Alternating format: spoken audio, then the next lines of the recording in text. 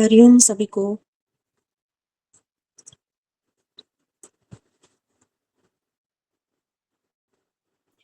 Hariom.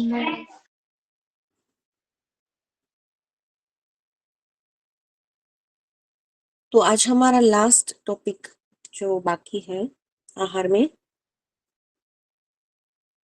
Food and nutrition में, lifestyle disorders के संदर्भ में डाइट।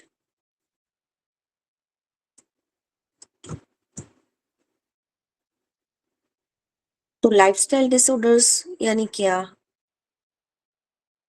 जैसे कि हमने अप्लाइड योग में आप लोगों ने पढ़ा होगा कि लाइफस्टाइल डिसऑर्डर्स यानी क्या। वो डिसऑर्डर्स जो गलत लाइफस्टाइल के कारण आते हैं। अब लाइफस्टाइल में क्या क्या आता है? क्या सिर्फ खाना ही आता है? सिर्फ आहार ही आता है लाइफस्टाइल में, या कुछ और भी आता है? लाइफस्टाइल यानी क्या? कौन बताएगा?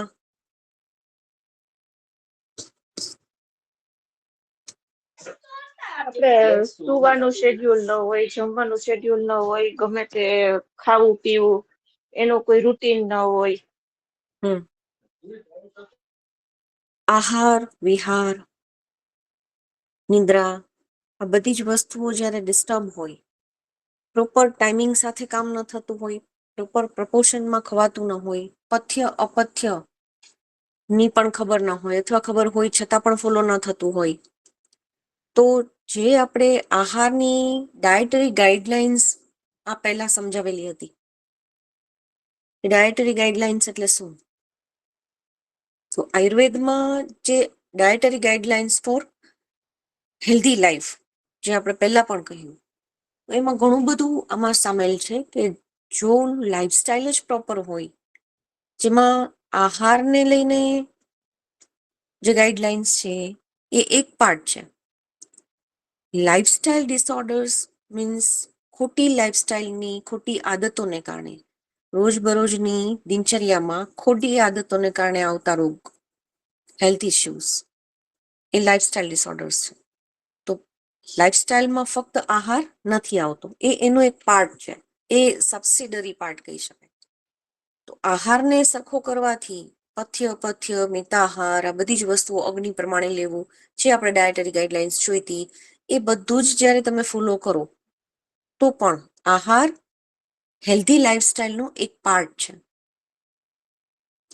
ધેટ નોટ મીન્સ કે ફક્ત આહારમાં ફેરફાર કરવાથી તમે તમારા રોગ ક્યોર કરી શકો. હા, એને મેનેજ કરી શકો. સાથે સાથે સ્લીપ સાયકલ, આહાર વિહાર, આહારની સાથે છે વિહાર.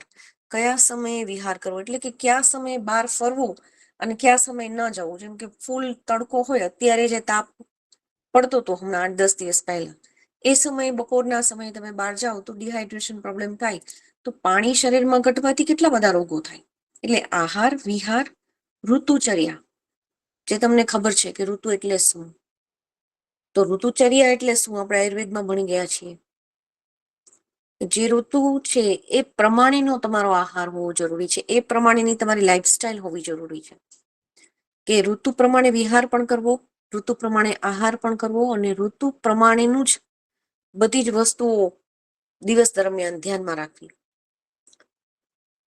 જેમ કે આહાર કરો છો તો એ ઋતુ પ્રમાણેના ફળ છે કે નહીં, ઇવન લાઈફસ્ટાઈલમાં તમે કપડાં પહેરો છો એ ઋતુ પ્રમાણેના છે કે નહીં. ઘણી બધી વસ્તુઓ physical as well as mental health પર અસર કરે છે, જેને કારણે લાઈફસ્ટાઈલ ડિઝીઝ આવે છે. તો આહાર જે છે એ એનો એક સબસિડરી પાર્ટ છે, એક સપોર્ટિવ ફેક્ટર કહી શકાય આહાર હેલ્ધી લાઈફસ્ટાઈલનો. સો લાઈફસ્ટાઈલ ડિસઓર્ડર્સ માટે આહાર એટલે એવું નથી કે આહારથી જ લાઈફસ્ટાઈલ ડિસઓર્ડર્સ આવે છે ને આહારથી જ જાય છે, એવું પણ નથી. લાઈફસ્ટાઈલ ડિસઓર્ડર્સ આપણે જોઈએ તો ડાયાબિટીસ છે, થાઇરોઇડ છે, ઘણી બધી પ્રકારના ડાયજેસ્ટિવ ઇશ્યુઝ છે, પીસીઓડી છે, તો ઓબેસિટી છે. આ બધા જ રોગો જે છે એને તમે લાઈફસ્ટાઈલ ડિઝીઝમાં કન્સિડર કરી શકો. તો એ ફક્ત ખાવાથી નથી આવતા, એ હેરિડિટરી પણ હોય છે.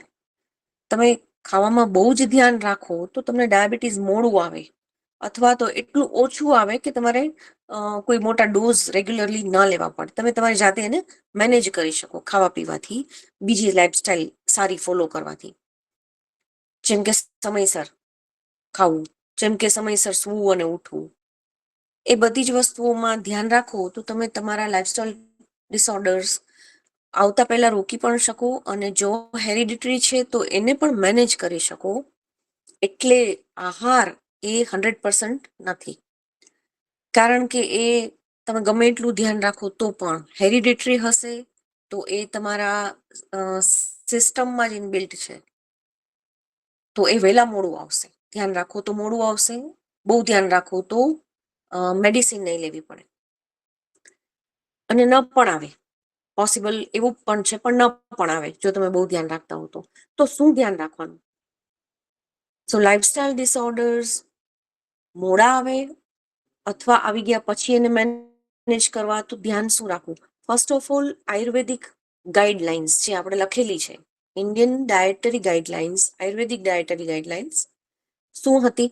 પથ્ય, પથ્ય, મિતાહાર, યુક્તાહાર એટલે કે બેલેન્સ ડાયટ, અગ્નિ પ્રમાણે ખાવું, ડાયજેસ્ટિવ ફાયર તમારી જે છે એ પ્રમાણે ખાવું, દિનચર્યા અને ઋતુચર્યા ફોલો કરવી, આ પણ બહુ જ જરૂરી છે.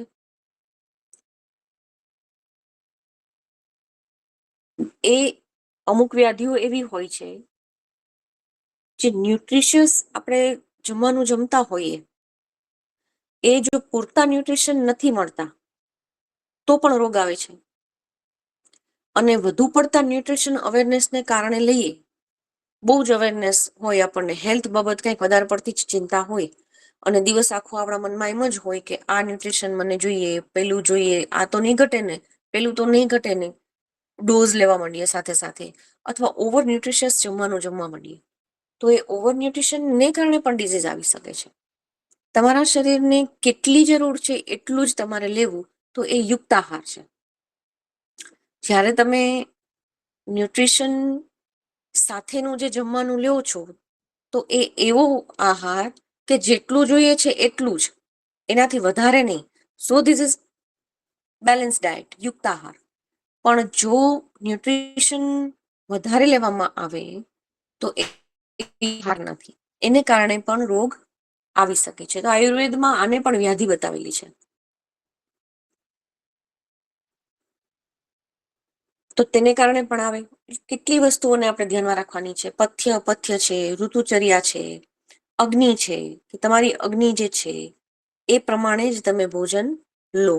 જો તમારી અગ્નિ જ મંદ છે અને તમે ફક્ત મોડર્ન ડાયટિક્સને આધારે અત્યારે જે કંઈ પણ ડોક્ટર્સ કહી રહ્યા છે કે દર 2-2.5 કલાકે ખાવું જોઈએ, પેટને ખાલી થવા નહીં દેવાનું, દર 2.5 કલાકે ખાવું એ હેલ્ધી છે, ઓછું ખાઓ પણ ખાઓ. હવે તમારી ડાયજેસ્ટિવ ફાયર જ બહુ સ્લો છે અને તમને જમવાનું 3-4 કલાકે જ પચે છે, તો દર 2-2.5 કલાકે ખાવાથી બહુ જ સરસ રીતે આપણે સમજાવેલું લાસ્ટ ટાઈમે કે જ્યારે તમે જમો છો ત્યારે વારે વારે જમવાથી શું પ્રોસિજર થાય છે? ફર્મેન્ટેશન થાય છે, રોગ આવે છે. તો એ રીતે રોગ આવે છે, ઇન્ફ્લેમેશન થાય છે. અમુક લોકોને તમે જોશો તો સેમ હાઈટના લોકો હોય ને, ફિમેલ, બંને ફિમેલ જ, ઓલમોસ્ટ સેમ એજમાં હોય તો પણ, અથવા તો એવું હોય કે એક ફિમેલ છે એ થોડી નાની ને એક મોટી, પણ તમે જોશો તો એની લાઈફસ્ટાઈલમાં જે ચેન્જ છે એને કારણે બંનેનું વેઇટ 60 જ હોવા છતાં પણ એકનું શરીર ફૂલેલું લાગશે. બહુ વેઇટમાં ડિફરન્સ ન હોવા છતાં, કોઈ 60 હશે, કોઈ 62 હશે, કોઈ 65 હશે, પણ અમુકનું વજન વધુ પડતું ફૂલેલું લાગશે સેમ હાઈટમાં, પણ અમુકનું નહીં લાગે. ડાયજેસ્ટિવ ફાયર, જે ખાવ છો એ વ્યવસ્થિત પચી જાય છે તો ઇન્ફ્લેમેશન નથી થતું ડ્યુ ટુ ફર્મેન્ટેશન. સો તમારા ચહેરા પર છે, પગ પર છે, ક્યારેક શરીર પર તમને સોજા જેવું લાગે, એ ફર્મેન્ટેશનને કારણે ઇન્ફ્લેમેશન છે. કારણ કે ખાવાની ખોટી આદતો હોય છે, કારણ કે ખબર જ નથી કે અગ્નિ કેવી છે, કેટલા ટાઈમે ખાવું જોઈએ. જો અગ્નિ મંદ છે તો 2-3 કલાકે તો જો તમે ખાઓ તો પણ હળવું ખાવું જોઈએ, લઘુ આહાર. તો આપણા શાસ્ત્રોમાં લઘુ આહારને સૌથી વધુ મહત્વ, પથ્ય છે એ લઘુ છે મોટે ભાગે. ગુરુ આહાર જે છે એ ઋતુ પ્રમાણે ખાવું જોઈએ, સિઝન પ્રમાણે ખાવું જોઈએ. એમ કે શિયાળો છે તો આપણે અડદિયા ખાઈ શકીએ, ગૃહ હોવા છતાં પણ ખાઈ શકીએ, કેમ કે ત્યારે દરેક શરીરની ફાયર જે છે એ ઓટોમેટિકલી એક્ટિવ હોય છે. તો ઋતુ પ્રમાણે ફાયર પણ બદલે છે. અત્યારે મંદ અગ્નિ જ હોય, આટલી બધી ગરમી હોય એમાં અગ્નિ મંદ જ હોય. તો આપણે મોટે ભાગે આપણા વ્રત અને તહેવારો અત્યારે કરીએ છીએ કે નિમક ન લેવું, પાણી વધુ પીવું, ઉપવાસ કરવા, કારણ કે અત્યારે મંદ અગ્નિ હોય છે. તો એ પ્રમાણે આહાર લેવો. એટલે પથ્ય આહાર, લઘુ આહાર, અગ્નિને ધ્યાનમાં રાખીને લેવામાં આવતો આહાર. હવે પક્વ આહાર. પક્વ આહાર લેવાથી પણ લાઇફસ્ટાઇલ ડિઝીઝ ઓછા આવે છે, કારણ કે કાચો આહાર પચવામાં ભારે હોય છે અને દરેકની અગ્નિ સરખી ન હોવાથી જ્યારે કાચા આહારને પચતા એવું લાગે કે જો શાસ્ત્રોમાં એ પણ લખેલું છે કે જ્યારે તમે કાચો આહાર લો છો અને પક્વ આહાર લો છો, એમાં બેસ્ટ પક્વ છે. કારણ કે પેટમાં ફર્મેન્ટ થાય છે વસ્તુઓ, એ આપણને ખ્યાલ છે. સો તમારા આહારને પેનમાં પકાવવો ઇઝ ગુડ દેન તમારા સ્ટમકમાં પકાવવો. તો તમારી સિસ્ટમનું કામ ઘટી જાય, ફર્મેન્ટેશન ના થાય. કાચું એટલું જ ખાવું જેટલું આયુર્વેદમાં કહ્યું છે. તો અગેન ધ્યાન શું રાખવાનું લાઇફસ્ટાઇલ ડિસઓર્ડર્સ માટે? પક્વ આહાર, પથ્ય આહાર, અપથ્ય આહાર, અગ્નિને ધ્યાનમાં રાખીને લીધેલો આહાર, લઘુ આહાર, અને સૌથી સારું છે એ છે બેલેન્સ ડાયટ, યુક્ત આહાર. એ ખબર પડવી જોઈએ. તો સિઝનલ ડાયટ, આ તે બધું જ આપણે લાઇફસ્ટાઇલ સારી રહે એટલા માટે. અગેન લાઇફસ્ટાઇલ ડિસઓર્ડર્સમાં લાઇફસ્ટાઇલ શબ્દ ફક્ત આહાર સાથે જોડાયેલો નથી. તો આયુર્વેદમાં પણ અમુક વસ્તુઓ ઓલ ઓવર તો છે જ, આપણે બધું જ ભણી ગયા, બટ નથી જ થતું. મને ખબર હોવા છતાં કે લાઇફસ્ટાઇલ આવી હોવી જોઈએ, ડાયટરી ગાઈડલાઇન્સ આ છે, પણ બધું જ નથી ફોલો થઈ શકતું. અને કંઈક ડિઝીઝ છે તો શું કરવું? જેમ કે ડાયાબિટીસ. ડાયાબિટીસ માટે આપણે સૌથી પહેલા જોઈએ શાસ્ત્રોમાં શું લખ્યું છે. ડાયાબિટીસ માટે અનાજ કયું સારું? તો યવ એટલે કે બાર્લી એટલે કે જવ. પછી મિલેટ, કોદરી આપણે કહીએ છીએ, કોડો અથવા કોદરી, કોડો મિલેટ કહે છે અત્યારે. પછી છે મગ અને તિક્ત બીટર રસ.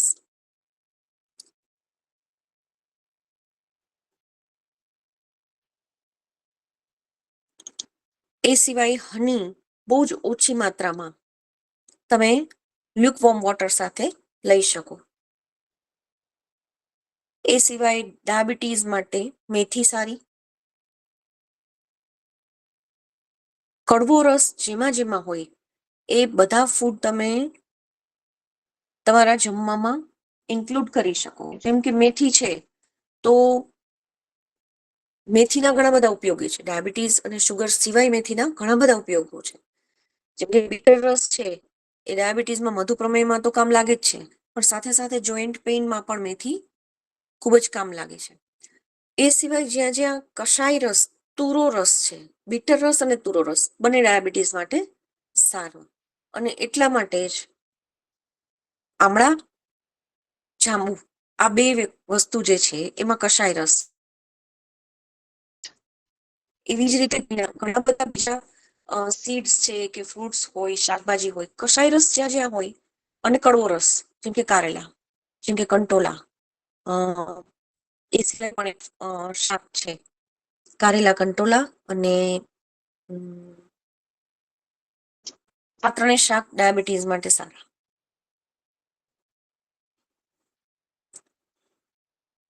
ઘણી જગ્યાએ નેચરોપેથીમાં એવું કહેવામાં આવ્યું છે. આયુર્વેદમાં ક્યાંય એનો કન્સેપ્ટ છે કે નહીં એ ખ્યાલ નથી મને, પણ નેચરોપેથીની ઘણી બધી બુક્સમાં, જે ડાયટની બુક હોય એમાં કહેવામાં આવ્યું છે કે ગુંદા જે છે અને ભીંડો જે છે એની અંદરની જે ચિકાસ છે એ નેચરલ ઇન્સ્યુલિન તરીકે કામ કરે છે, અથવા તો નેચરલી બોડીમાં ઇન્સ્યુલિનને એન્હાન્સ કરવામાં આ રસ મદદ કરે છે, એવું નેચરોપેથીમાં કહેવામાં આવે છે. ગુંદાની જે ચિકાસ છે અને ભીંડામાંથી જે ચિકાસ આવે છે એ બોડીમાં જઈને કંઈક એવી રાસાયણિક પ્રક્રિયા કરે છે જેનાથી નેચરલી ઇન્સ્યુલિન પ્રોડ્યુસ થાય છે, ઇન્સ્યુલિન એન્હાન્સ થાય છે, એક્ટિવ થાય છે. સો ડાયાબિટીસ માટે ઇન્ડાયરેક્ટલી ખાઈ શકાય ભીંડો અને ગુંદા. પણ આ આયુર્વેદમાં આનો કોઈ કન્સેપ્ટ છે કે નથી એ ખ્યાલ નથી મને. નેચરોપેથીમાં છે. એ સિવાય એવોઇડ શું કરવું, શું લેવું એ આપણે જોયું. એવોઇડ શું કરવું? એક્સેસિવ મધુર રસ. જેમ તિક્ત રસ લેવાનો છે એમ મધુર રસ ઓછો કરવાનો છે. નવા ઘઉં, આમ તો ઘઉં એવોઇડ કરવા જોઈએ, બટ નવા ઘઉં નહીં ખાવાના. એ સિવાય નવા ચોખા પણ નહીં ખાવાના. ગ્રેન્સ જે કંઈ પણ તમે લો છો અનાજ, એ જૂનું ખાવાનું. એક્સેસિવ મિલ્ક પ્રોડક્ટ,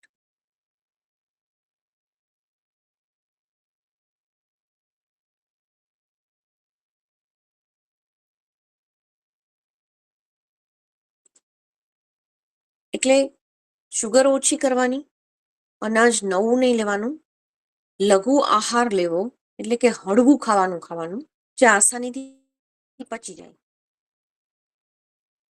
અને લાઈફસ્ટાઈલમાં પ્રોપર ચેન્જ લઈ આવો. લાઈફસ્ટાઈલમાં બધી જ રીતે ચેન્જ લઈ આવો, બધા માટે પોસિબલ ના હોય. આહારમાં, નિદ્રામાં, વિહારમાં, ઋતુમાં, પથ્ય, આમાંથી જેટલું થઈ શકે એટલું ફોલો કરી અને પ્રોપરલી જે ડાયટરી ગાઈડલાઇન્સ આપેલી હોય પ્રોપર સ્પેસિફિક લાઈફસ્ટાઈલ ડિસઓર્ડર માટે, એ ફોલો કરવી. જેમ કે મધુર રસવાળું મેં તમને કહ્યું ડાયાબિટીસ માટે. તો નેક્સ્ટ આપણે જોઈએ ઓબેસિટી.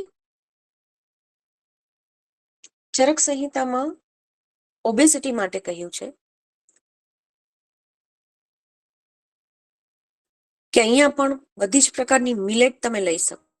એની સાથે સાથે બટર મિલ્ક એ સારું છે, કારણ કે બટર મિલ્ક જે છે, છાશ જે છે એ પચવામાં ખૂબ જ મદદ કરે છે. એટલે આયુર્વેદમાં એવું કહ્યું છે કે તક્ર સવારે અને બપોરના ભાગે તમે છાશ જે છે એ ડાયજેસ્ટિવ સિસ્ટમને એક્ટિવેટ કરવા માટે મસાલાવાળી છાશ. એ મસાલામાં આપણે જીરું છે, ધાણા છે, ફુદીનાનો પાવડર છે, મરીનો પાવડર છે, ઘણી જગ્યાએ છાશના મસાલામાં હિંગ પણ યુઝ કરે છે.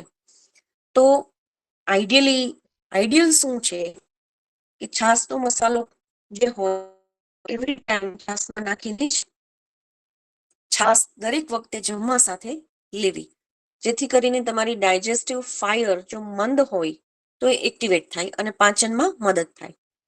બાર્લી અને મિલેટ્સ લેવા, જવ અને મિલેટ્સ. મગ સૌથી વધુ લેવા, કઠોળમાં ફક્ત મગ લેવા. અને થેરાપ્યુટિક યુઝ માટે લ્યુક વોર્મ વોટર, હની અને લેમન સાથે. આ રેકમેન્ડેડ છે. એ સિવાય એક્સેસ સ્વીટ જે છે એ એવોઇડ કરવી. Fried food, heavy meal, again લઘુ આહાર જ લેવો, ગુરુ આહાર ન લેવો. અને દિવસની નિદ્રા. આયુર્વેદમાં ઓબેસિટી માટે દિવસની નિદ્રાને ઝેર સમાન કહી છે કે દિવસ દરમિયાન સુવાથી ઓબેસિટી વધે છે. એટલે જે લોકો ઓબસ છે એમના માટે ખાસ દિવસે ના સૂવું. ત્યાર પછી છે પીસીઓડી. પીસીઓડી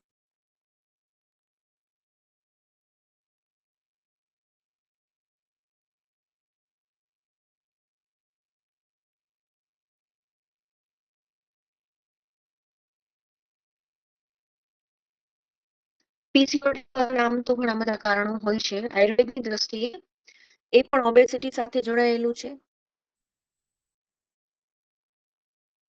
અગ્નિમંદતા સાથે પણ જોડાયેલું છે. ક્યાંક ને ક્યાંક એના રૂટ જે છે એ ઇમોશનલ ઇમ્બેલેન્સ, અગ્નિમાંદ એટલે કે ડાયજેસ્ટિવ ફાયર ઓછી હોવી, શરીરમાં કફ વધારે હોવો, જેને કારણે તમારું મેન્સ્ટ્રુઅલ સાયકલ ડિસ્ટર્બ થાય છે અને પીસીઓડી આવી શકે. તો અગેન બાર્લી બેસ્ટ, જવ ખાવા. આપનો અવાજ કટ થાય છે. ક્યાં સુધી સંભળાણું? મેમ પીસીઓડી માંથી ને પીસીએસસી માંથી કપસ્યો છે.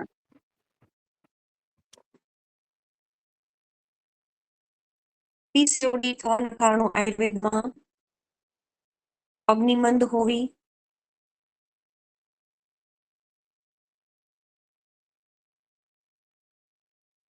ઓબેસિટી હોવી, સંભળાય છે ને હવે?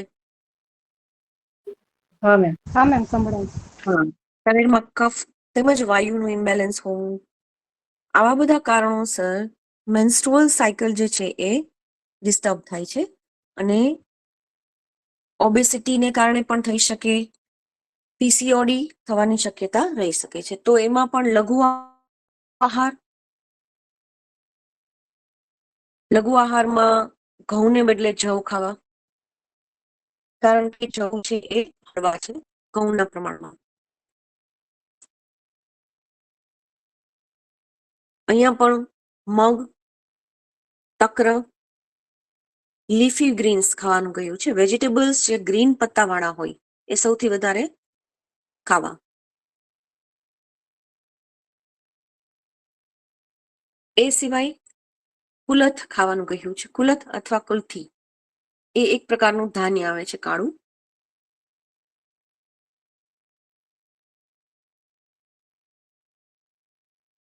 એવોઇડ શું કરવું? Excessive fatty food, bakery items, mostly જેમાં વેજીટેબલ ઘી, ખાંડ, મેંદો યુઝ થતો હોય એવી વસ્તુઓ એવોઇડ કરવી. Excessive salt, excessive sugar, palm oil, vegetable ઘી, મેંદો, આ બધી જ વસ્તુઓ એવોઇડ કરવી. ડે સ્લીપ એવોઇડ કરવી. પીસીઓડી માટે ખાસ તો લાઇફસ્ટાઇલ ચેન્જીસની સાથે સાથે યોગ અને પ્રાણાયામ, કારણ કે એ ઇમોશનલ ઇમ્બેલેન્સ સાથે પણ જોડાયેલું છે. સો યોગ આસન કરવાથી પણ યુટ્રસના પ્રોબ્લેમ ઓટોમેટિકલી ઓછા થાય છે અને મન શાંત થવાથી પીસીઓડી પીસીઓએસમાં ફાયદો થાય છે. એ સિવાય લાઇફસ્ટાઇલ ડિસઓર્ડર્સમાં નેક્સ્ટ આવે છે હાઇપરટેન્શન.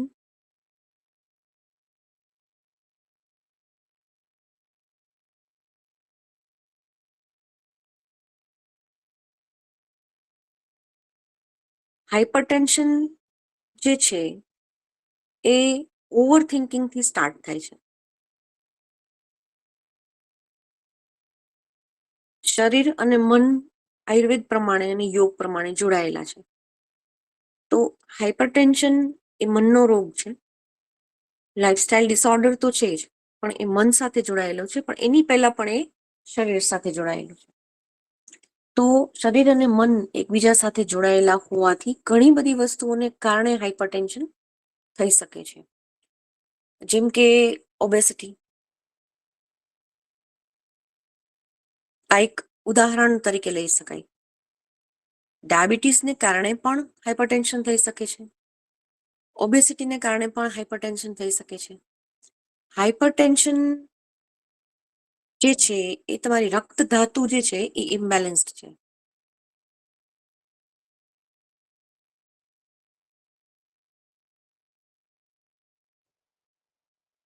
તો એમાં વાત પણ ઇમ્બેલેન્સ છે, કારણ કે બ્લડ સર્ક્યુલેશન જેને કારણે થાય છે એ તમારા શરીરના વાયુ છે.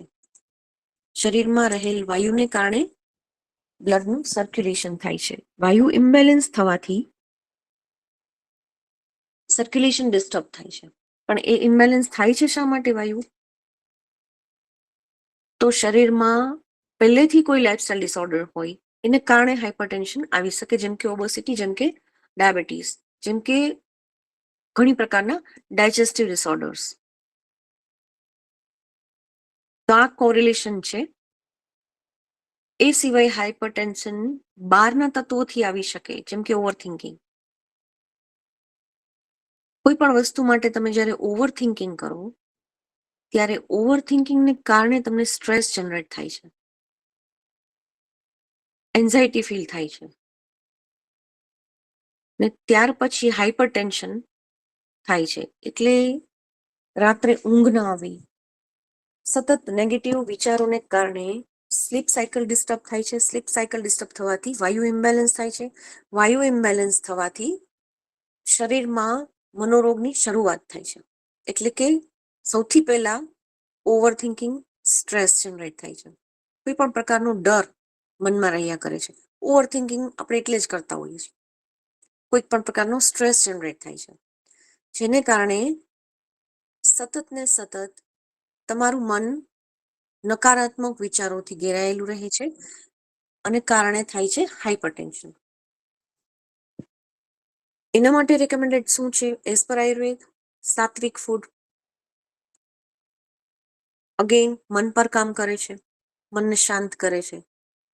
અને જો રાજસિક ફૂડ જે છે, આયુર્વેદ પ્રમાણે 3 ટાઈપ્સ ઓફ ફૂડ આપણે જોયા. આયુર્વેદ પ્રમાણે, શ્રીમદ ભગવદ્ ગીતા પ્રમાણે જોયા. તો રાજસિક ફૂડ શું કરે છે? તામસિક ફૂડ શું કરે છે? તામસિક ફૂડ જે છે એ તમારામાં નેગેટિવિટી આપે છે. રાજસિક ફૂડ જે છે એ તમારા મનને ઓવર એક્ટિવ કરે છે, સતત તમારા મનને કંઈક નવું કરવા માટે પ્રેરે છે. So it's type of over thinking. તમારું મન શાંત રહેતું જ નથી. તો સાત્વિક ફૂડ જે છે એ શું કરે છે? સાત્વિક ફૂડ છે એ પોઝિટિવિટી આપે છે, મનને શાંત કરે છે. કારણ કે સાત્વિક ફૂડ એટલે પથ્ય, એટલે લઘુ, એટલે યુક્ત.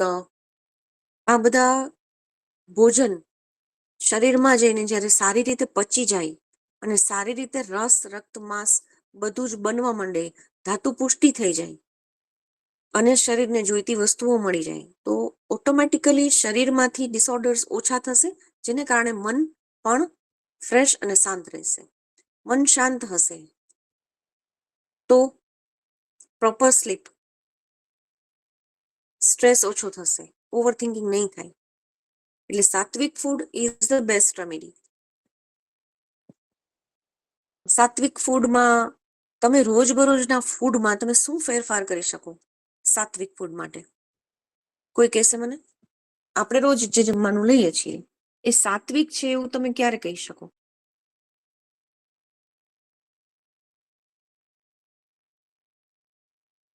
મેમ લોટ બાંધ્યું છે તો એ આપણે ફ્રીજમાં નહીં રાખીએ અને રોજે રોજની જે લોટ બાંધ્યો છે એની રોટલી બનાવવાની, વાસી રોટલી નહીં ખાવાની. પછી શાક પણ જેટલું જોઈએ એટલું બપોર માટે બનાવ્યું, સાંજે નહીં ખાવાનું.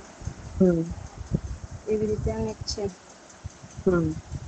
જો તામસિકતા ત્યાં જ આવે છે. વાસી ફૂડ એટલે તામસિક. તામસિકની કેટેગરીમાં જે કહ્યું છે એમાં કહ્યું જ છે ને કે 1 યામ એટલે કે 1.5 કલાક પણ વીતી જાય તો એ ફૂડ વાસી થઈ જાય છે, અને વાસી છે એ તામસિક છે.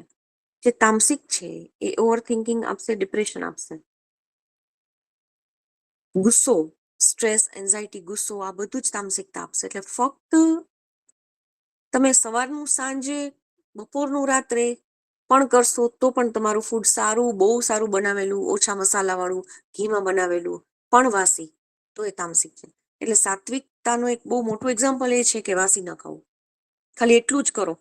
બીજું શું ધ્યાન રાખવું? તો જ્યારે તમે વઘાર કરો છો ત્યારે એક્સેસિવ તેલ ન હોવું જોઈએ.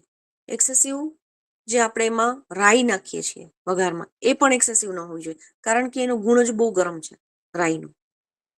જીરું જે છે એ ઠંડી પ્રકૃતિ છે. ઇન શોર્ટ, એક્સેસિવ મસાલા કોઈ પણ ન હોવા જોઈએ. હિંગ બહુ ગરમ પ્રકૃતિ છે. તો તમે જે વઘાર કરો છો પ્લસ તમે ફૂડને ક્યારેક ક્યારેક અજાણીએ જ ઓવર એસિડિક બનાવી દો છો. જે એસિડિક છે એ સાત્વિક નથી. એટલે ઓવર એસિડિક ના બને ફૂડ, એના માટે શું કરવું? ટમેટા છે, લીંબુ છે, એવી વસ્તુ જ્યારે આપણે જમવામાં એડ કરીએ છીએ ત્યારે એને વધુ પડતું ઉકળવા ન દેવું. જેમ કે શાક બની ગયું પછી ઉપરથી તમે ટમેટાને સુધારી અને શાક બની ગયા પછી ઉપરથી બહુ જ નાના નાના પીસ ચોપ કરીને નાખી અને ઢાંકણ ઢાંકી દો, તો એનો ટેસ્ટ આવી જવાનો છે શાકમાં. તેલમાં ટમેટાનો વઘાર કરીને ફૂલ ઉકાળવા, એકદમ એકરસ થઈ જાય ત્યાં સુધી ટમેટું જે છે એ એસિડિક બની જશે. સેમ વસ્તુ ઉકળતી હોય, કોઈ પણ દાળ છે, સાંભાર છે, તો તમે ઉપરથી લીંબુ નીચોવો છો. લીંબુ એડ કરવું ભોજનમાં સારી વસ્તુ છે, પણ ગેસ પરથી ઉતારી અને પછી લીંબુ એડ કરો. બોઇલ કરતી વખતે લીંબુ એડ કરો તો એ એસિડિટી વધારે છે. તો એ ભોજનની એસિડિટી વધે છે. તેમાં સાત્વિકતા ઘટતી જાય. વસ્તુ બાય વસ્તુ તમે જે કંઈ પણ કરો છો એમાં સાત્વિકતા ઘટતી જાય અને ક્યાંક રાજસિકતા ક્યાંક તામસિકતા વધતી જાય. જે એના કોઈ પેરામીટર્સ નથી કે આ ખાધા પછી એટ વન્સ કોઈને ગુસ્સો આવી ગયો, પણ ધીમે ધીમે ધીમે ધીમે એના બિહેવિયરમાં અગ્રેસિવ લાગવા માંડે, ગુસ્સો આવવા માંડે. કારણ કે ફૂડને બનાવવામાં પણ સાત્વિકતા અને તામસિકતા એડ થઈ જાય છે. બહુ સારા ઓર્ગેનિક શાકભાજી છે કે જેમાં કોઈ જ કેમિકલ નથી ને ગાય આધારિત ખેતીથી બનેલા છે. તો શાકભાજી પોતે બહુ સાત્વિક છે, પણ પકાવવામાં ભૂલ કરી. એ પકાવીને 2 કલાક રાખી દીધા, 3 કલાક રાખી દીધા, તો એમાં રાજસિકતા અને તામસિકતા બંને ભળી ગયું. બીજું, પ્યોર સાત્વિક ફૂડ એને કહેવાય જે ગાયના ઘીમાં બનેલું હોય, તેલનો યુઝ જ ના થયો હોય. કારણ કે તેલ સાત્વિકતામાં એક જ કેટેગરીનું મનાય છે, એ છે તલનું તેલ. ઘી, માખણ, તલનું તેલ આ બધા સાત્વિક વસ્તુઓ છે. અને સિઝન વાઇઝ તમે કોઈ ગરમ પ્રકૃતિનું તેલ ખાઈ શકો, બાકી કાયમ ખાઈ શકાય એવું તલનું તેલ. તો સાત્વિક ખાવું એટલે બધી જ વસ્તુઓ આપણે ધ્યાન ના રાખીએ. જેમ કે એ સેમ વેમાં આપણે રસોઈ ના બનાવી શકીએ રોજને માટે, કે રોજ ઘીમાં બનાવવું, રોજ બહુ જ ઓછા મસાલા વાપરવા પોસિબલ નથી. કેમ કે ઘરમાં 5-6 જણા હોય તો કોઈને ગમે કોઈને ના ગમે. પોસિબલ એટલું થઈ શકે કે ટમેટાનો યુઝ કેવી રીતે કરવો, લીંબુનો યુઝ કેવી રીતે કરવો, તેલ ઓછું વાપરવું, રાઈ ઓછી વાપરવી, મસાલા એક્સેસિવ ઓછા વાપરવા. ગરમ મસાલા બહારથી જે આવે છે એમાં કંઈક એવી વસ્તુઓ હોય છે કે એ નાખ્યા પછી તમને એટલો બધો ટેસ્ટ એન્હાન્સ થઈ જાય શાકનો કે પછી એના વગરનું શાક ભાવે જ નહીં. એ અંદર કંઈક કેમિકલાઇઝ એવું હોય છે જેને કારણે ટેસ્ટ એન્હાન્સ થઈ જાય છે. તો જેને કારણે તમને એની આદત પણ પડી જાય છે. તો એ કેમિકલ છે. કેમિકલ તો એસિડિક જ હોવાનું. તો એસિડિટી ફૂડની બહારના મસાલા સૌથી વધુ વધારે છે. તો આવી વસ્તુઓનું તમે ધ્યાન રાખી શકો. જેમ કે જે પ્રકારના મસાલા તમને ભાવતા હોય તો એ મસાલો ઘરના મસાલાથી યુઝ કરીને કઈ રીતે બનાવી શકાય. પ્લસ જલ્દી રસોઈ બનાવે એટલા માટે આદુ મરચાની પેસ્ટ, લસણ આદુની પેસ્ટ જનરલી આપણે ફ્રીઝરમાં બધું સ્ટોર કરતા હોઈએ છીએ મહિના દિવસનું. જરૂરી નથી કે ફ્રીઝમાં છે એટલે વાસી ના કહેવાય, વાસી તો છે જ. તો સારું ઓર્ગેનિક શાક ઘીમાં બનાવેલું પણ પેસ્ટ મહિના દિવસ પહેલાની, અગેન એ સાત્વિકતામાંથી તામસિકતામાં પરિણમે છે. તો આવી નાની નાની વસ્તુઓનું આપણે ધ્યાન રાખી શકીએ. તો આ લાઇફસ્ટાઇલ ડિસઓર્ડર્સ ગમે તે હોય, હાઇપરટેન્શન હોય, પીસીઓડી હોય, ઓબેસિટી હોય કે ડાયાબિટીસ હોય, તામસિક ભોજન તો દરેક લાઇફસ્ટાઇલ ડિસઓર્ડર્સને ટચ કરશે. એટલે ડાયટરી ગાઈડલાઇન્સ તો યાદ રાખવાની જ છે, પણ સ્પેસિફિક મોડિફિકેશન આપણે શું કરી શકીએ એ પણ આપણે સાથે સાથે જોવાનું છે. તો હાઇપરટેન્શનમાં એવોઇડ શું કરીશું? લાઇટ મીલ તો લેવાનું છે, પ્રોપર સ્લીપ લેવાની છે, સ્ટ્રેસ મેનેજ કરવા માટે પ્રાણાયામ, યોગ, ધ્યાન, ફ્રેશ ખાવું અને સાત્વિક ખાવું, આટલું ધ્યાન રાખવાનું છે. લઘુ આહાર ઇઝ મસ્ટ દરેક લાઇફસ્ટાઇલ ડિસઓર્ડરમાં. લઘુ આહાર એટલે કે હળવો ખોરાક, જેમ કે ઘઉંને બદલે બાર્લી દરેક જગ્યાએ આવશે. એવોઇડ શું કરવાનું છે? Excessive salt, alcohol, excessive spicy food,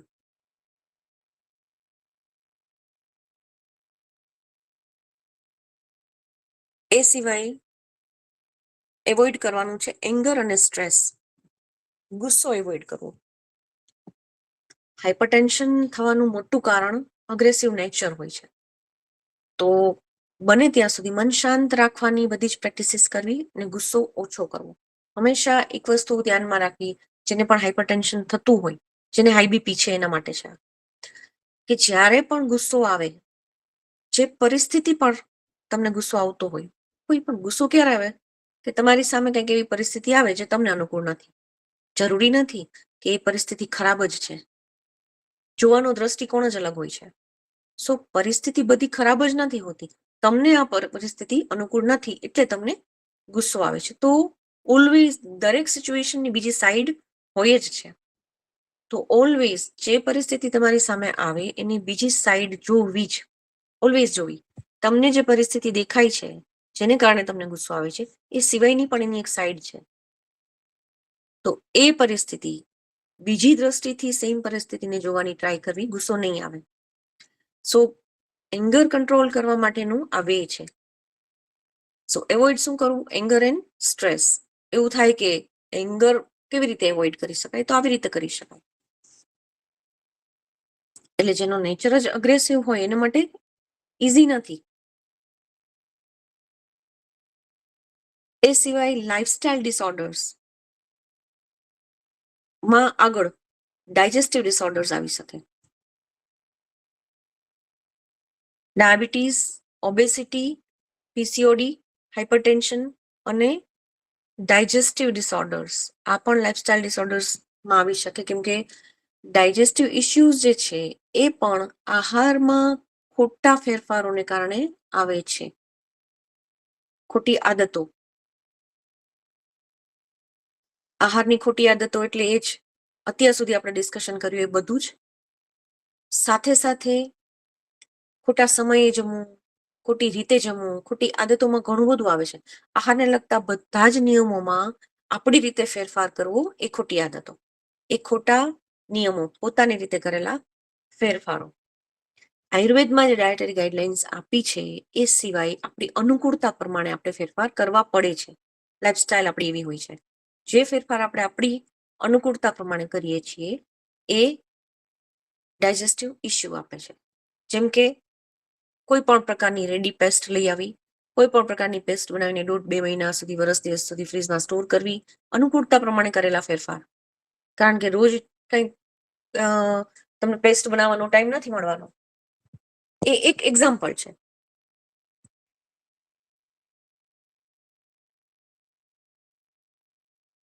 તો એવી કેટલા બધા ફેરફારો હોય છે જે આપણે આપણી અનુકૂળતા પ્રમાણે કરતા હોઈએ છીએ. આટલું બધું જાણ્યા પછી આપણને ખબર જ છે કે આયુર્વેદિક અને આઈડિયલ ડાયટરી ગાઈડલાઇન્સ શું છે, શું કરવું જોઈએ આહાર માટે. પણ છતાં પણ આપણને જે અનુકૂળ હોય એ પ્રમાણે આપણે ફેરફાર, મોડિફિકેશન કરી જ લઈએ છીએ. એ મોડિફિકેશન પ્રોપર છે કે નહીં એ ખાસ જોવું. કોઈ વિરુદ્ધ આહાર લેતા હોય, કોઈ એસિડિક વસ્તુની આદત હોય, જેમ કે એક્સેસિવ ટી, દિવસમાં 5-6 વખત ચા પીવાની આદત છે, કોફી, સ્પાઇસ વગર જમવાનું જ નથી ભાવતું, બાફેલું ક્યારેય ખાવાની ટ્રાય જ નથી કરી. એકચ્યુઅલી સાત્વિકતા તરફ જવું હોય તો ઘણા લોકો એવું કે મને તો કારેલાનું શાક બહુ ભાવે. બાફેલું કારેલું ભાવે? કે પછી કારેલા પર ખૂબ જ મસાલા, અંદર ગોળ નાખીને બનાવેલું ભરેલું કારેલું હોય તો ભાવે? તો એ તમને શાક ભાવે. એ કારેલું નથી ભાવતું, એ મસાલા ભાવે છે. એ તેલ મસાલાના ટેસ્ટથી તમે કારેલું ખાવ છો, તમને કારેલું નથી ભાવતું. કાચા કારેલાનો જ્યુસ મોઢું બગાડ્યા વગર પી શકતા હોય તો કારેલું ભાવે છે.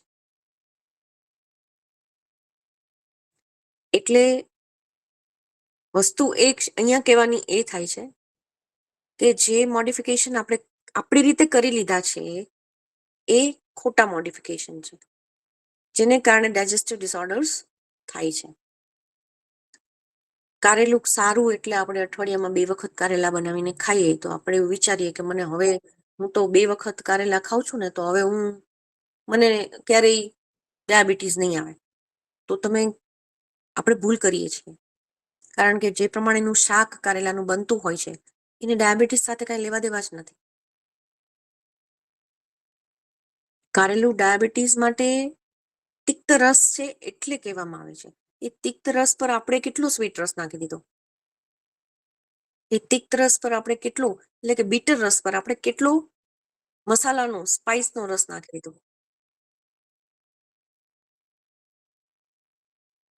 તો એ શા માટે રેકમેન્ડેડ છે એ આપણે જાણીએ તો આપણે એનો પ્રોપર યુઝ કરી શકીએ. એના રસને કારણે એ ખાવામાં કહ્યું છે. તો આ જે ફેરફાર આપણે આપણી રીતે કરીએ છીએ એને કારણે ડાયજેસ્ટિવ ઇશ્યુ આવે છે. એમાંથી ડાયજેસ્ટિવ ઇશ્યુમાં સૌથી વધુ અત્યારે હોટ ફેવરિટ છે બધાનું, એ છે એસિડિટી અને કોન્સ્ટિપેશન. એસિડિટી લગભગ બીજા વ્યક્તિને થાય છે, કારણ કે ફૂડ જ એસિડિક થઈ ગયું છે. આપણે ગમે એટલું ધ્યાન રાખીએ, ફૂડ એટલું બધું એસિડિક છે, તો બને એટલું એને સાત્વિકતામાં પરિણમે એ રીતે બનાવીએ. સારા શાકભાજી, સારી વસ્તુ, જેમ કે અત્યારે કેરીની સિઝન છે, તમે ક્યાં પેરામીટર્સ છે કે આ કેરી ઓર્ગેનિક છે, કે આમાં કેમિકલ છે કે નથી, કે નોન કેમિકલાઇઝ ના લેબલ નીચે ઘણી બધી વસ્તુઓ કેમિકલ વાળી હોતી હોય છે, મે બી હોય છે કદાચ, તો ખબર કેમ પડે? પણ ધ્યાન એટલું રાખી શકીએ કે લઈ આવેલી કેરીને આપણે 3-4 કલાક પાણીમાં પલાળીને પછી જ ખાવાના યુઝમાં લઈએ. જ્યારે પણ કેરી ખાવી હોય એ પેલા 2 કલાક પહેલા સાદા પાણીમાં એને પલાળી દેવાની. પહેલા પણ કહ્યું હતું મેં કે શાકભાજી અને ફ્રૂટ કઈ રીતે યુઝ કરવા. પાણીમાં પલાળો, સોડા બાયકાર્બ નાખો. સોડા નાખશો જ્યારે તમે, તો એની એસિડિટી રિલીઝ થઈ જશે. એટલે કેમિકલની થોડી ઘણી જે અસર હોય છે એમાંથી અમુક % આપણે ઓછી કરી શકીએ. પણ પકાવવામાં અથવા તો ઝાડના મૂળમાં જ જે કેમિકલ આપવામાં આવ્યા હોય, તો એના ડીએનએમાં હોય, તો એમાંથી નીકળી ના શકે. બટ જેટલી એસિડિટી રિલીઝ કરી શકીએ એટલી કરીએ તો એટલીસ્ટ એટલું આપણને ઓછું નુકસાન કરે. તો T, coffee, spicy food, fried food, આવી બધી જ વસ્તુઓથી ડાયજેસ્ટિવ ઇશ્યુ આવે જ છે.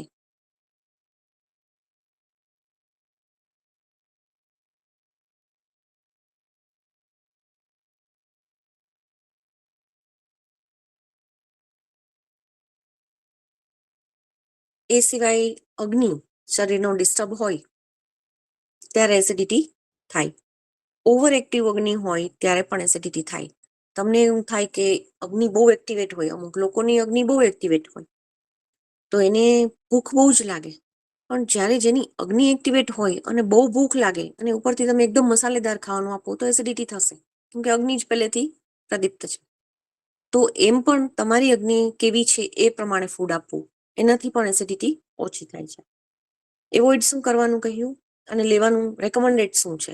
એવોઇડમાં tea, coffee, spice, fried food, long fasting ન કરવું, એનાથી પણ એસિડિટી થાય છે. રેકમેન્ડેડ શું છે? Coconut water, butter milk, oats અને જે બહુ સિટ્રસ નથી એવા ફ્રૂટ, જેમ કે બનાના, જેમ કે દૂધ, ગાયનું દૂધ, એસિડિટી માટે રેકમેન્ડેડ છે, બેસ્ટ છે આટલી વસ્તુઓ. નેક્સ્ટ છે કોન્સ્ટિપેશન લાઇફસ્ટાઇલ ડિસઓર્ડરમાં. તો સૌથી પહેલા કોન્સ્ટિપેશન પણ અગેન ખોટી લાઇફસ્ટાઇલમાં સામેલ છે, ખોટા ખાવા પીવાના ફેરફારમાં સામેલ છે કોન્સ્ટિપેશન. ઓછું પાણી પીવું, પાણી પીવાની કે ક્યારે પીવું ક્યારે ન પીવું એ સમજ ન હોવી. જમતા પહેલા 30 મિનિટ પહેલા પાણી પીવાનું વિધાન છે આયુર્વેદમાં, પણ પાણી પીને તરત જમવા બેસવું અથવા જમીને તરત પાણી પી લેવું, આ બધી જ વસ્તુઓ તમારે ડાયજેસ્ટિવ સિસ્ટમને ખરાબ કરે છે. એને લીધે પણ કોન્સ્ટિપેશન થવાની શક્યતાઓ રહે છે. એટલે પાણી હંમેશા જમીને કલાક પછી પીવાનું હોય છે અને જમતા પહેલા 30 મિનિટ પહેલા પીવાનું હોય છે. એક્સેસિવ કોન્સ્ટિપેશન હોય જેમને, એમના માટે રેકમેન્ડેડ છે કે જમતા આખા મીલ દરમિયાન lukewarm water 5 to 6 or 3 to 4 times થોડું થોડું ઘૂંટડે ઘૂંટડે પીવાનું કહ્યું છે, જેનાથી તમારું પાચન સરળ બને, પાચન શક્તિને રસ મળે અને એ લિક્વિડમાં ડાયલ્યુટ કરવામાં પાચન શક્તિને મદદ મળે, એટલા પૂરતું. તો એ એમના માટે સારું છે, રેકમેન્ડેડ છે. એ સિવાય જેમને કોન્સ્ટિપેશન છે એમને દિવસ દરમિયાન ઋતુ પ્રમાણે, બહુ જ ગરમ ઋતુ ના હોય ત્યારે આખા દિવસ દરમિયાન વોર્મ વોટર પીવું જોઈએ. અગર તમે સીડ્સ કે નટ્સ ખાવાની આદત છે તો હંમેશા પલાળેલા ખાવા જોઈએ. પ્રોપર ક્વોન્ટિટીમાં ઘી લેવું જોઈએ, એક્સેસિવ નહીં. જેટલું લેવું જોઈએ એટલું જ શરીર પ્રમાણે અને ડાયજેસ્ટિવ ફાયર પ્રમાણે ઘીનો ઉપયોગ રોજના આહારમાં કરવો જોઈએ. અને સાથે સાથે દિવસ દરમિયાન પાણી પીવાનું ખૂબ જ ધ્યાન રાખવું જોઈએ. આટલી વસ્તુઓ કોન્સ્ટિપેશન માટે કરવી જોઈએ.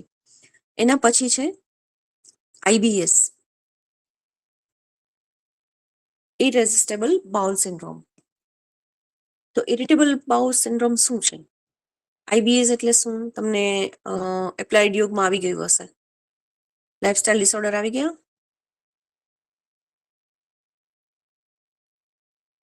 યસ મેમ, આવી ગઈ. હા મેમ, આવી ગયું. તો એના માટે શું ધ્યાનમાં રાખવું જોઈએ એ જોઈએ.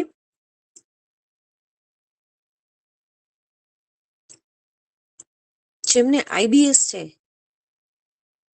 એને સૌથી એવોઇડ કરવા જેવી વસ્તુઓ છે એ છે saturated fat, excessive saturated fat એટલે કે તળેલી બધી જ વસ્તુઓ.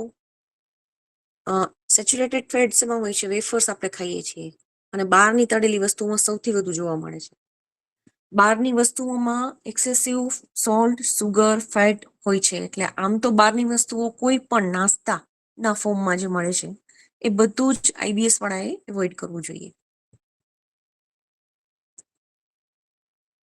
જે ઇઝીલી ડાયજેસ્ટ થઈ જાય, ઇઝીલી ડાયજેસ્ટેબલ ફૂડમાં ખીચડી છે, ભાત છે.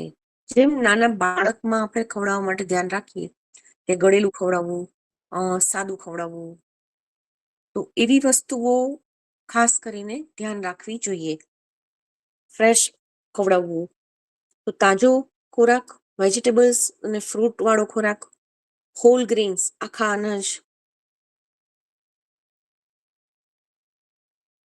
આવી બધી વસ્તુઓ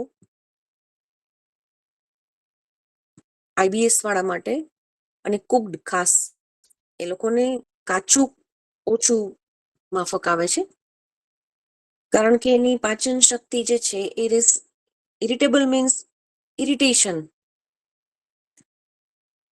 તો ખાસ કરીને કાચા વેજીટેબલ્સ થી દૂર રહેવું, કુકડ ફૂડ જ ખવડાવવું જોઈએ. મગની દાળ, બટર મિલ્ક અને પ્રોબાયોટિક્સ એટલે કે દહીંનો ઉપયોગ તમે કરી શકો. સવારે અને બપોરના મીલમાં દહીં, જે બહુ જ ખાટું ના હોય એવું, આવી વસ્તુઓ IBS માટે બેસ્ટ છે. તો એક્સેસિવ સ્પાઇસી ફૂડ, બહારનું ફૂડ જેમાં ગેસ ફોર્મેશન સૌથી વધુ થાય એવી વસ્તુઓ ટાળવી જોઈએ. એટલે કે ગેસ થતો હોય એવા અમુક વેજીટેબલ્સ કે નટ્સ કે એવું ઓછું આપવું. એ સિવાય કેફીન એટલે કે કોફી, ચા કોફી ઓછા આપવા IBS વાળાને. ત્યાર પછી છે ફેટી લીવર. એ પણ એક ડાયજેસ્ટિવ ઇસ્યુ છે.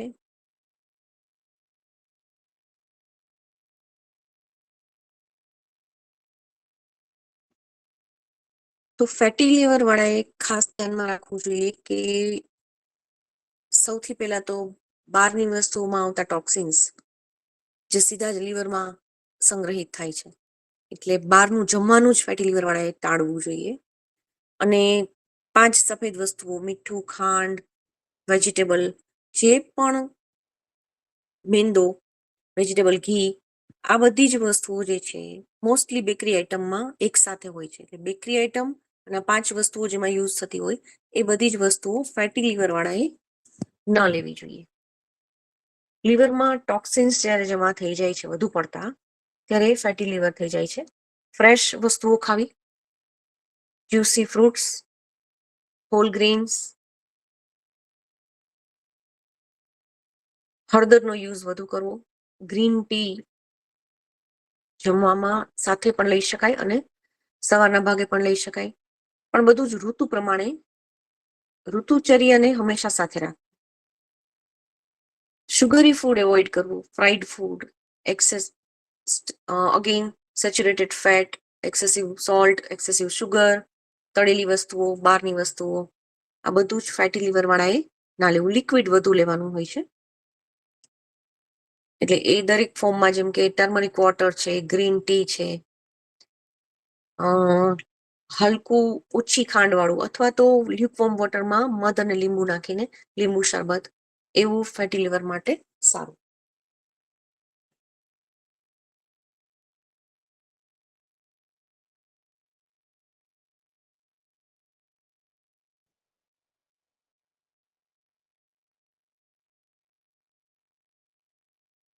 તો આયુર્વેદ પ્રમાણે દિનચર્યા, ઋતુચર્યા, એ સિવાય પથ્ય અપથ્ય, મિતાહાર, આ બધી જ વસ્તુઓ તો ધ્યાનમાં રાખવાની જ છે.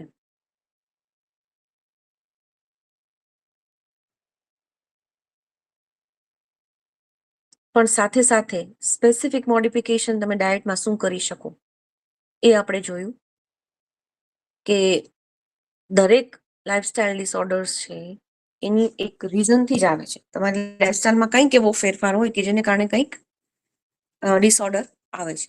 તો આપણે સ્પેસિફિક મોડિફિકેશન શું થઈ શકે એ આપણે જોયું.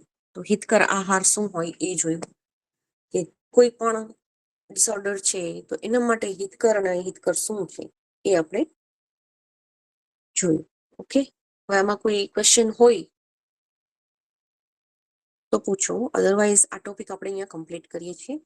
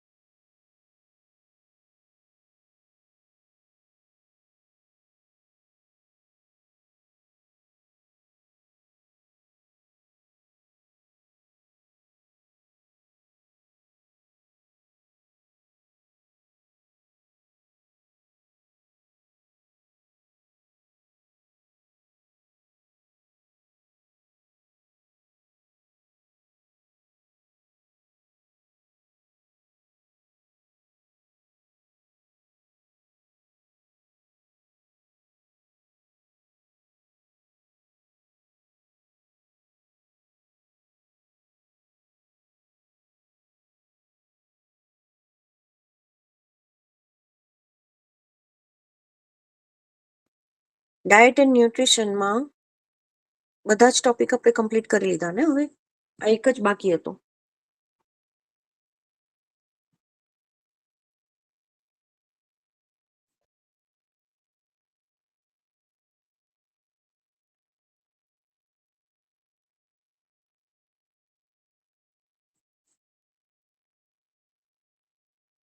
તમે બધા જાગો છો કે સુઈ ગયા છો?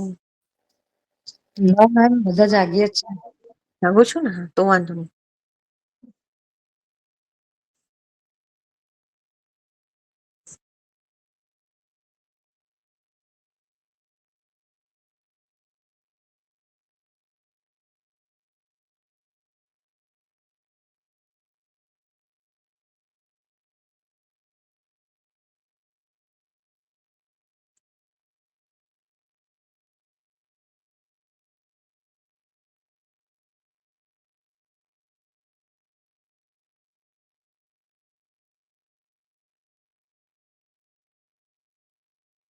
ડાયટ એન્ડ ન્યુટ્રિશન અહીંયા પૂરું જ કરીએ છીએ, પેપર જ.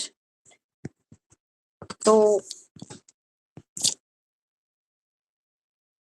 નેક્સ્ટ જે છે એ નિહારિકાજીનું લેક્ચર છે.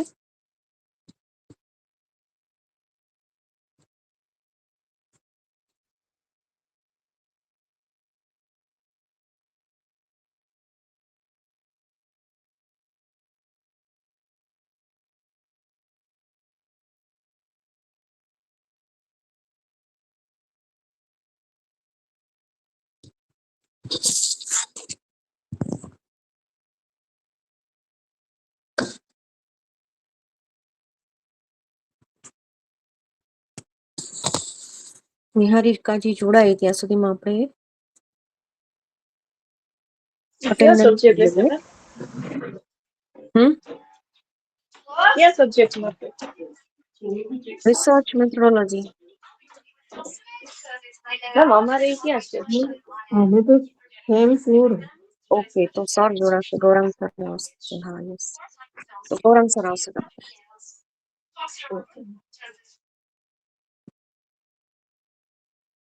અટેન્ડન્સ લઈ લઈએ.